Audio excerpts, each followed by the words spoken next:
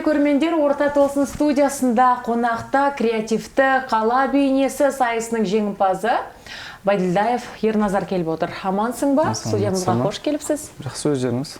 Шүкір, жақсы. Жалпы енді өзіміз білеміз, жуырда ғана мынау бүкіл әлемдік туризм күніне байланысты біздің Шымкентте үлкен байқау ұйымдастырылды. Креативті қала бейнесі жобасына жаңа қатысып, жеңімпаз атанғандарыңызды білеміз, IT саласында, е. Осы жөнінде толық айтып өтсеңіз, бұл байқау туралы қайдан естіңіз, және де оған арнайы дайындаған жобаңызды қанша уақытта бітірдіңіз? Негізі бұл жобаны біз өзіміздің ағайымыз айтқан, Нұрлыбек Сағалиевич деген, өзіміздің компанияның директоры. Сол осындай туристік жоба болайын деп жатыр осы жақын арада. Соның өздерінің бақтарын сынап көріңдер деп айтты. Сол кезде біз өзіміздің дайындап жүрген, алдында дайындаған жобаларымыз бар тұғын. Соның біреуін заявка беріп тапсырып көргенбіз. Сол жобада негізі біз ұтамыз деп барған жоқпыз. Жай қатысып болды? Жай қатысып, негізі участник ретінде де барғанбыз. Сол кезде залда отырған кезде соңына қарай номинация болады ғой. Сол кезде қоңырау шалып айтты, сіз жеңімпазсыз, осы жаққа келіп регистрация жасап кетесіз ба деп. Сол кезде қасымда Бағдәулет деген бала бар, сол екеуміз жасағанбыз. Бірақ оныкі басқа жоба болды, менікі өтіп кетті. Бірақ екеуміз бірге жасағанбыз, бірге команданың жеңісі болды ол жерде. Қандай жоба ол? Айтып отырсыз ба толығымен? Виртуал тур Шымкент деген жоба. Ол жобаның маңыздылығы, мысалы, туристерге және қала қонақтарына арналған. Ол жерде сіз осы Шымкент қаласының қай жері болсын, көрікті жері болсын, сол виртуал тур арқылы көре аласыз, визуализация ретінде. Мобильді қосымша ма? Мобильді қосымша ретінде де, веб-сайт ретінде де жасалынады. Оған қанша уақытта сіз оны бітірдіңіз, оның алдында жасалған дүние деп отырсыз ғой. Сонда біздің шаһарымыздың барлық туристік нысандарын енгіздіңіз ба ол сайтқа? Ол енді енгізіледі. Әлі қолға алынған жоқ, бірақ идея ретінде, бірақ жасалған прототиптер бар. Мысалы, бұл IT саласында өзіңіздің хабарыңыз бар ма? Қанша жалпы сіз сияқты жастар қатысты? IT саласы бойынша номинацияға енді бәсекелестерді айтам. 30-ға шақты деп айтты. 30 шақты. Сосын соңына қарай 3 мықты жоба ретінде көрсетілді. Соның арасында мен жеңімпаз болып шықтым. 3 жеңімпаз IT саласында болды? Жоқ, 3 мықты. Іріктелді? Іріктелді. Соның арасында біреу ғана жеңімпаз болды. Қандай сый-сияпаттармен марапаттады? Бұл идеяңызды енді іске асырасыз ба? Әрине, іске асырамын. Бұл қазір таңда өте актуальный, және де Шымкент қаласында жоқ десек те болады. Өте ауқымды жоба болады деген ойдан. Ол жерде сонда біздің шаһарымыздың туристік нысандары болады, тағы да қандай ақпараттар салынады мысалы? Енді туристік нысандарды әлеуметтік желіде іздесең де табылады ғой. Бұл жердегі ерекшелігі не дегенім ғой? Толық қала қамтылады ол жерде. Мысалы, сіз кәдімгі басқа қалаға барсаңыз, бір аптаның ішінде болмаса 2-3 күннің ішінде аралай алмайсыз ғой. Ал ол жерде визуалды түрде бүкіл қаланы аралай аласыз. Яғни картасы сыз бересіз ба? Маршрутын? Кәдімгі виртуальный тур болады. Мысалы, осы комнатаның ішінде, сол виртуал турдың ішінде көре аласыз, если... Оған қандай да арнайы көзілдіргі керек болады? Жоқ, кәдімгі телефон арқылы. Қаланы өзің көргендей болып шығады ғой? Кәдімгі реалистичный болады. Ол қандай бағдарлама негізінде жасалады? Толығырақ түсіндіріп айтасыз ба? Біздің мынау экранның ар жағында отырған көрермендер IT саласын түсінбегеннен кейін қарапайым тілмен түсіндіріп өтсеңіз. 3D тур ғой негізі. Визуализация деген соң енді жаныңызда визуалды түрде көре аласыз ғой. Мысалы, визуализацияның мағынасы сол қасыңыздағы объектілерді визуал түрде көре алу, шынайы түрде көре алу. Мағынасы сода. Яғни жанында тұрған сияқты боласың, сезінесің, оны көрген кезінде. Барлығы шынайы түрде болады ішіндегі. Қандай нысандарды енгізесіз біздің қаладағы? Бірінші біз алғашында ескерткіштер енгізсек деп тұрмыз. Осы Шымкент қаласындағы саябақтар, енді керекті жерлері де басында. Алдағы уақытта, мысалы, басқа да нысандарды қосамыз деген ойдамыз. Бұл енді өзіңіз білесіз ғой, осындай жобалардың негізінде инвестор тартып, оны жаңағы іске асырып, одан қалса, одан пайда табуға да мүмкіндіктер қарастырылған ғой бізде шаһарымызда. Бұған дейін сіздерде өзге де жобаларыңыз осындай бір қолдауға ие болған еді, иә? Ақылды күнбағыс жобасы. Тағы кішігірім айтып өтсеңіз, қазір осы ақылды күнбағыс жобасы қандай деңгейде? Осыған дейін біз арнайы репортажда түсірдік. Сол кезде қателеспесем 10 жерде бар деген сияқты ақпарат болды.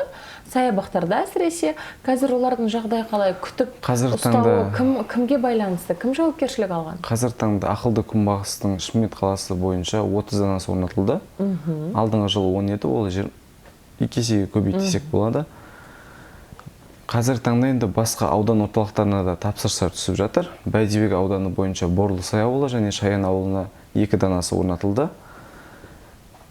Ақылды күнбағыс қазір таңда модернизацияға ұшырады. Жаңа прототип болды. Бұрынғы түрінен өзгеріс бар ғой сонда? Өзгеріс болғанда дизайн жағынан және де функционалдық жағынан жақсара бастады. Оның білетіндеріңіз бар шығар, SmartKit деген ақпараттық танымдық кешен бар еді. Ол енді қаладағы осы тұрғын болсын, кез келген адамдар сындырып кетіп жатты. 30 данасын қойдық, 30-ында экрандарын сындырып кетті. Ол енді басқарманың тапсырысы бойынша ол алынып тастады енді. Бұл шығын ғой. Үлкен шығынға ұшырадық сол. Ішіндегі заттарын ұрлап кетті. Содан соң енді жаңа типтері орнатылуда. Жаңа типте сонда ақпараттық тақтайша болмайды? Болады. Болады ма? Енді басқашалау жасалынды. Бұзбайтындай дейсіз ғой. Бұзбайтындай жасалынды.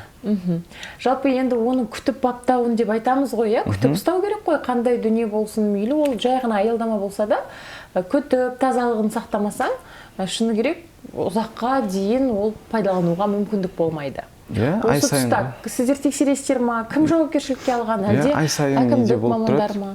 Обслуживаниясы болып тұрады. Ай сайын тексеріп, Wi-Fi жүйесін және де зарядтау, қуаттау жүйелерін барлығын тексеріп тұрамыз. Ай сайын обслуживаниясы бар өзінің. Өздеріңіз? Бұл жобадан сіздерге жаңағы қаражат түсті ғой сонда? Ақылы түрде өздеріңіздің еңбек ақыларыңызды алып отырыңыздар. Жобаны сатқан уақытта. Солай ғой? Қазір енді 30-дан астам болып отыр. Біздің қалада 30 болса, қалғаны елді мекендерге де орнату жоспарланып отыр ғой? Екеуі уже орнатылып қойды. Әлі сіздерге ұсыныс түсіп жатыр бұл бойынша? Енді қараңыз, бұл ақылды күнбағысты біздің шаһар тұрғындарының басым бөлігі білетін шығар, бірақ олар білмейтін қандай тағы да жобаларыңыз бар? Бәлкім осы цифрлық жобалар арасында тағы да біздің қалада бір заманауи бір дүние орнатылатын шығар. Құпия болмаса бөліссеңіз, бәлкім жоспарда бар шығар. Қазір таңда көптеген жобалар ойластыру үстіндеміз. Алдағы уақытта тағы да бір ойластырып жүрген жобамыз қалада коворкинг зоналарын ашу. Мысалы, қазір таңда жастар көбінесе Global Coffee'ге барып өздерінің жұмыстарын жасайды ғой. Ол жерден, мысалы, бір зат алмасаңыз, отыру ұяласыз ғой. Сол секілді коворкинг зоналарды ашу. Ол да ақыл түрде бірақ.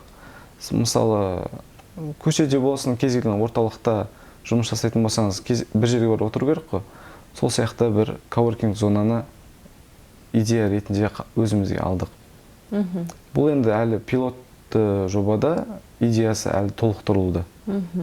Бірақ коворкинг орталықтары бізде бар емес пе? Жастар ресурстық орталығында бар. Ол енді зданияның ішінде ғой. Мысалы, сіз саябақта кетіп, немесе орталықта кетіп баратсаңыз, кәдімгідей дүңгіршек сияқты нелер жоқ қой.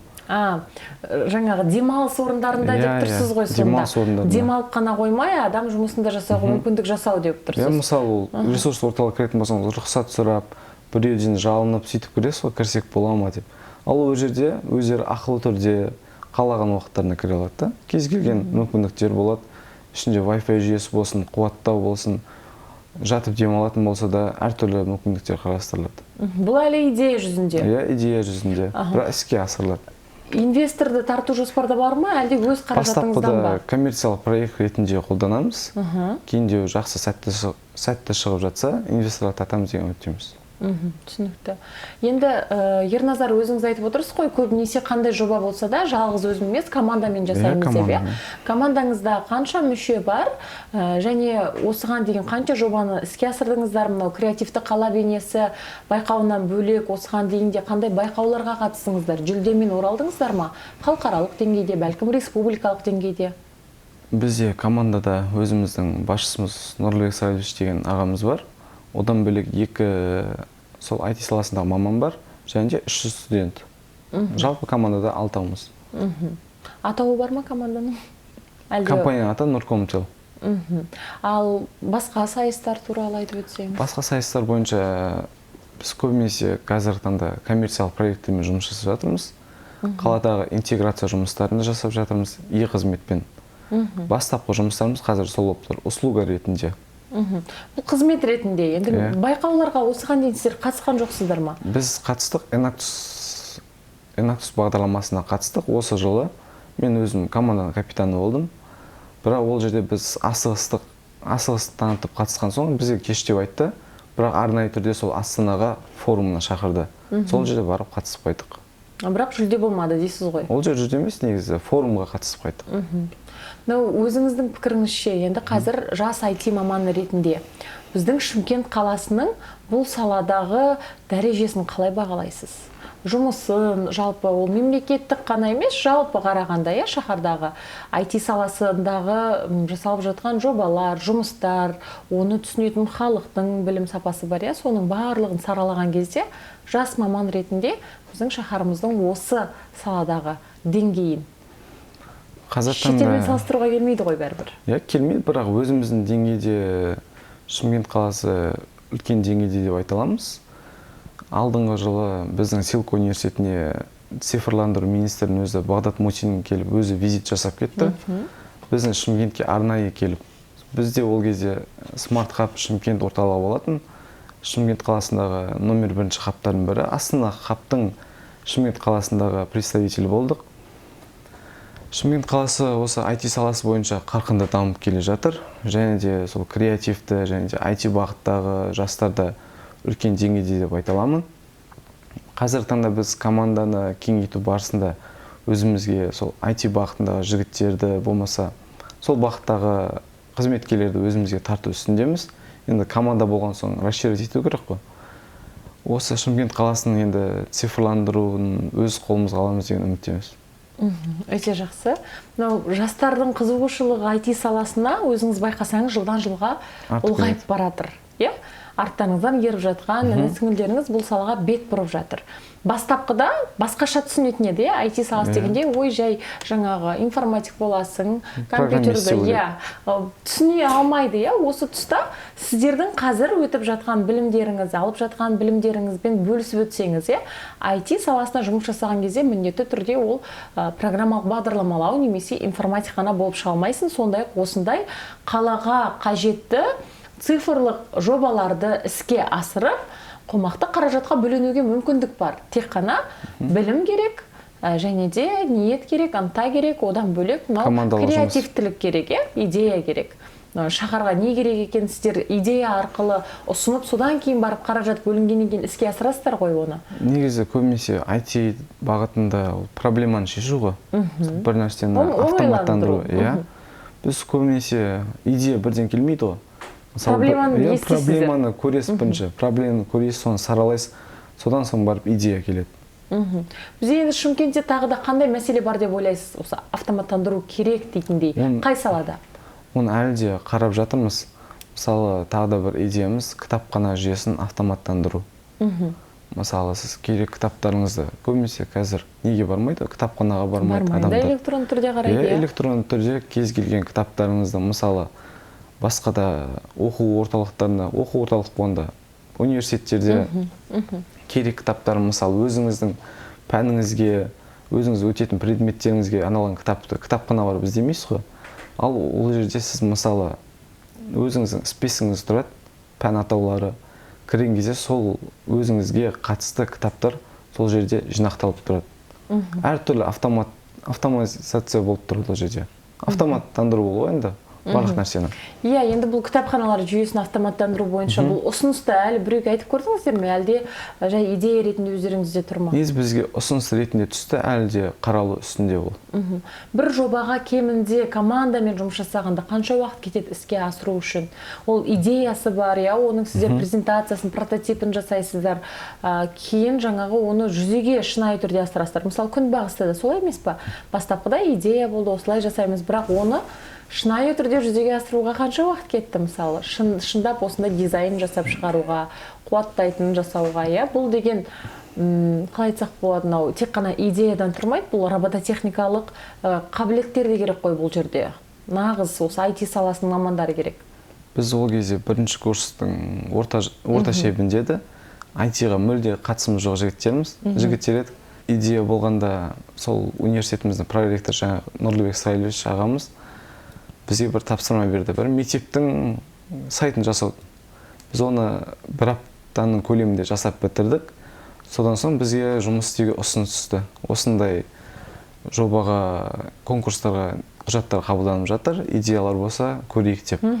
Басында бізде тек зарядтау жүйесі, орындық кәдімгі соның зарядтау жүйесі болды.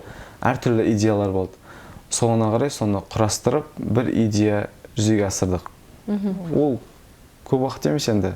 Бір күн ішінде болған нәрсе деп ойлаймын. Бұл енді бір күнде сіздер идеяны алып жасап бересіздер де, бірақ оны мысалы дизайнын жасайтын, оны басқа мамандар жасайды ғой, иә? Жоқ, дизайн барлығын өзім жасадық. Басында бірінші дизайн бойынша сол бойынша өтті. Кейінде енді жобадан өткен соң ары қарай дамыта бастадық. Полностью жоба презентациясымен сіздер өткізесіздер де, дәл сол жоба негізінде осы ақылды күнбағыс жаңағы отырғыштарын жұмысшылар жасап шығарады, солай ғой? Иә, мысалы біз... Ал бірақ мына жақта IT бөліктері бар ғой, енді мынау зарядтау құрылғысын жасау, оны кім жасайды? Электр мамандары ма? Иә, электр мамандары жақсы, өзіміздің мамандарымыз бар. Солар жасады барлығын. Тек сіздер сызбасын толығымен өздеріңіз жасадыңыздар ғой? Иә, программа барлығын өзіміз жасадық. Түсінікті. Мынау шетелдік мамандармен байланыстарыңыз бар ма? Бұл бірінші сауал. Және қаншалықты осындай тәжірибе алмасу кездесулері осындай ұйымдастырылып тұрады? Енді сіздер бір емес, бірнеше жобаны қолға алып, енді көзге көрініп жүрген мамандардың бірі сіздер жас болса да, осындай жобаларда, осындай байқауларда жеңімпаз атанып отырсыздар, иә? Біздің тіпті шаһар басшысының өзі, қала әкімінің өзі осы сіздерді, яғни жас IT мамандардың білімдерін, біліктіліктерін жоғары деңгейде бағалайды. Шетелден кем емес деп те айтып жатады. Әрине бұл қуантарлық жағдай. Десе де өздеріңіз шетелдік мамандармен, әріптестеріңізбен, иә, өздеріңіз секілді студенттермен әрі осындай жобамен айналысатын жас мамандармен қаншалықты байланыс ұстайсыздар, немесе байланыста болдыңыздар ма? Иә, байланыста болдық.